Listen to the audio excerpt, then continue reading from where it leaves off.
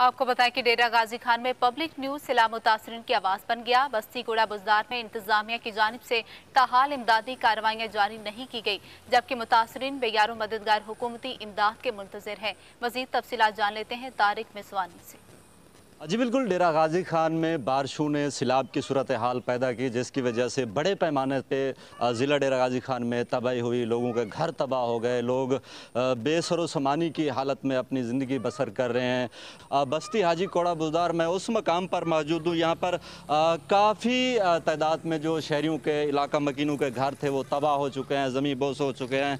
अब जो यहाँ के जो मकीन हैं वो बेयारो मददगार पड़े हैं। ना तो इनको हुकूमती सतह पर कोई में मिले हैं, ना ही राशन फराम किया गया है। मेरे साथ कुछ मुतासिरीन मौजूद हैं, मजीद उनसे बात कर लेते हैं।